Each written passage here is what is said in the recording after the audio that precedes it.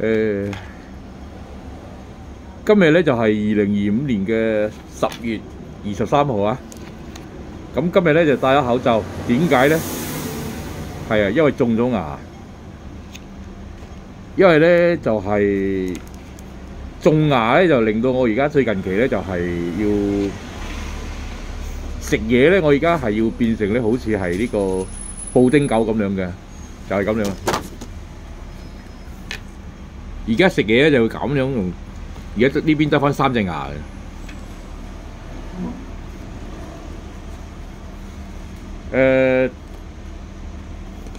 今日嘅咧我就係唔係講動物啦，我今日呢條片咧其實就係臨時臨急咧，就係突然間諗到咁啊想做，咁咧就係講關於呢個水機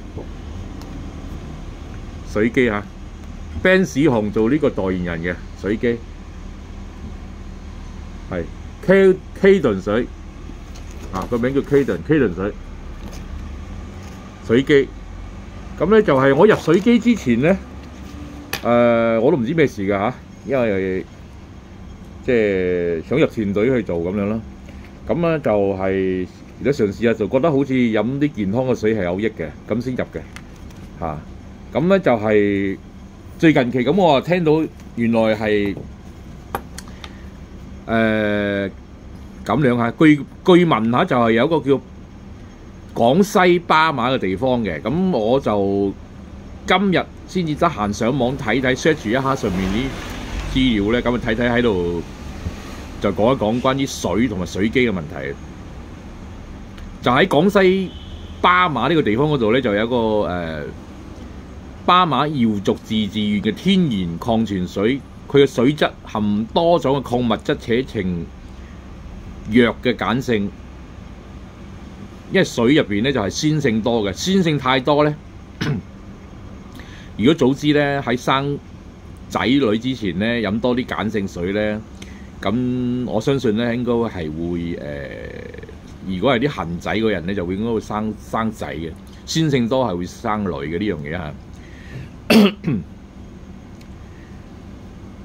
佢呢個巴馬村呢個水嘅特質咧，就係喺當地嘅喀斯特地區嘅水分子團少，容易俾人體吸收嘅。咁佢含豐富嘅鈣啦、鎂啦、硒啦、曬啦、苯芪酸等微量元素嘅。咁其實就係呢啲咁嘅學名咧，咁樣就係我哋都唔知佢係咩嚟嘅，鎂啊、硒啊、曬啊嗰啲咁樣。咁當然飲到呢啲水係好嘅。佢鹼性水咧，其實佢係呈弱鹼性嘅 pH 值咧就係7至8.5嘅嚇，接近人體液嘅 pH 值，有助於維持體內嘅酸鹼平衡。水中含有多種對人體有益嘅礦物質同埋微量元素。由於經過長時間嘅地質作用咧，巴馬水嘅係認為係小分子團水嚟嘅，係細粒啲咁意思可能係。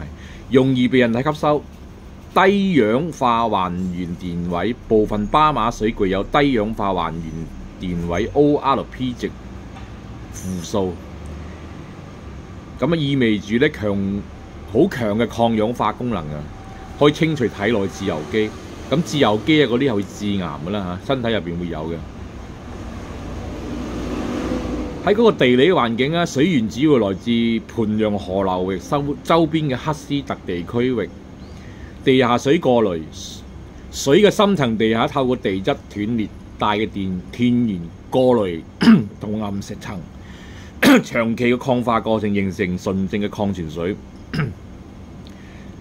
巴馬係世界公認嘅長壽之鄉啊！當地嘅居民認為飲用當地鹼性水係含礦物質嘅泉水係長壽嘅秘訣之一嚟嘅。養生觀喺巴馬長壽嘅秘訣，除咗飲水，仲有清淡嘅飲食啦、早睡早起啦、規律作息等生活方式。咁你據聞咧就係話，如果去到呢個巴馬嘅地方咧，如果你80-90歲咧，咁人哋會話：哇，乜你咁年輕啊咁樣啊！咁根據數字，佢嗰度巴馬呢個地方咧有20-30萬人嘅，咁好似110歲左右到嗰啲咧都成100個左右嘅。咁其他嗰啲都過百歲嘅都好多嚇，過百歲嘅都有好多嘅，八九十歲嘅亦都好多嘅。咁即係整體嚟講，應該就係全中國應該係最長壽嘅地方啦。咁現時嚟講咧，就有啲人咧有病，咁啊搬咗去嗰度住嘅。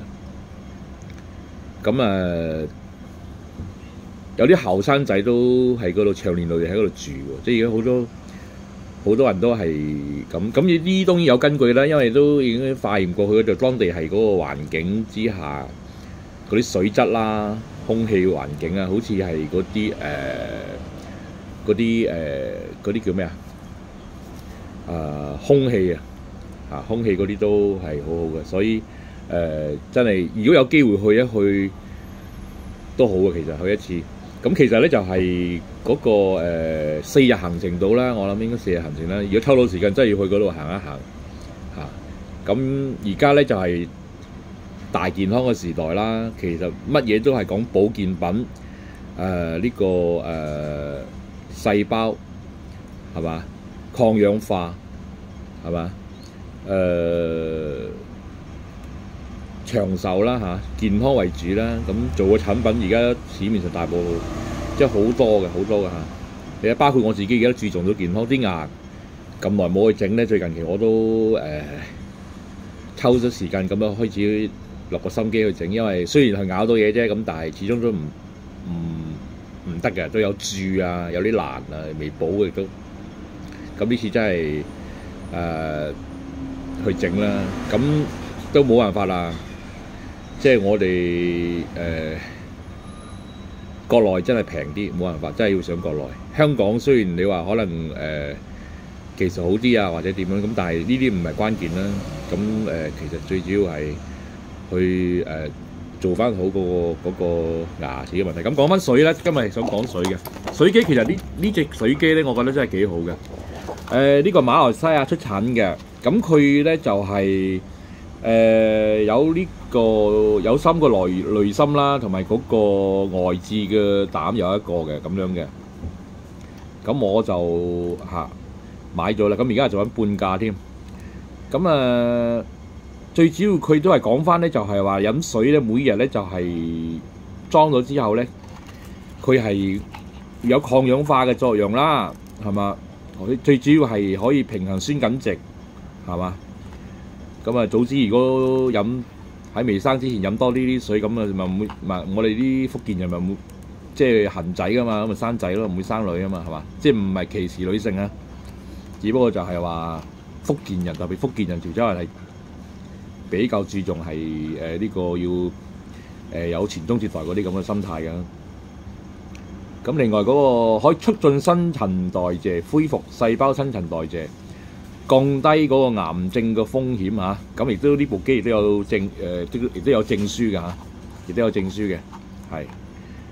咁有時我講嘅卡啦卡啦咁樣，即係講得唔係咁夠詳細，加上而家個咁樣講嘢法咧，好似成個人好似馬面疹咁樣，好似唔係好自然啊今日。